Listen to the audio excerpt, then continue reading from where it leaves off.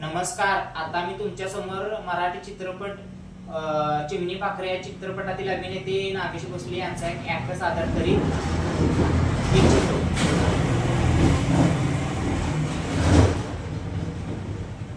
Act सादर करीत इच्छितो. राम राम आप्पासाहेब. अरे वा, बापू पण आहेत की. First class. संचालक आणि कार्यवाह दोन्ही एकत्र म्हणजे कामच झालं. काय डोंगरे, या डोंगरे या या. मग काय आप्पासाहेब, जीवाची मुंबई करून आलात म्हणा की. मग काय शासकीय अनुदानाचं काय जमते का नाही?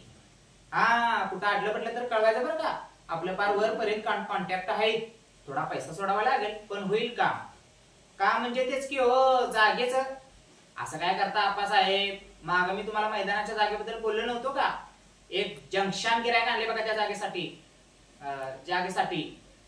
गिरायक म्हणजे तेच की हो, बिल्डर.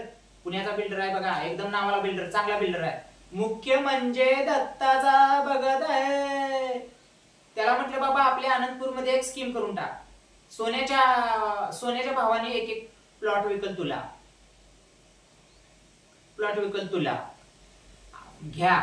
आता मी काय नाही म्हणतोय का, मुलांना मैदान पाहिजेच की हो. पण जरा विचार करा. आपली मुलं केवढी, मैदान केवढं, असा आखाड्याचा प्लॉट अलगद काढला तर काय फरक पडतोय का बापूसाहेब? काय फरक पडतोय का? तुमच्या भावना मी बी समजू शकतो आप्पासाहेब, पण जमाना आता बदललाय. आपल्याला बी बदललं पाहिजे.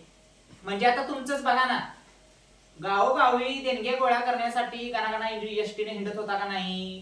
पण आता दिल्लीला जायचं म्हटलं तर विमानात बसता का नाही? आप्पासाहेब, पैसा लागतो. एवढं मोठं कार्य करायचं म्हणजे पैसा लागतो. हा एवढा व्यवहार क्लिअर झाला का नाही की संस्थेला बी 4 पैसे मिळतील. नाही, आता उत्तर द्या असं माझं अजिबात म्हणणं नाही. उद्या सांगा, परवा सांगा. तुमचे कोण ट्रस्टी असतील त्यांना विचारा. मधी कोण खळखळ करत असेल त्याला बी आपण गप करू. कसं बापूसाहेब, उद्या तुमचे कोण ट्रस्टी असतील त्यांना विचारा. मधी कोण खळखळ करत असेल त्याला बी आपण गप करू. लय उपाय असतात बापूस, लय उपाय असतात आपल्याकडं. कसं बापूसाहेब?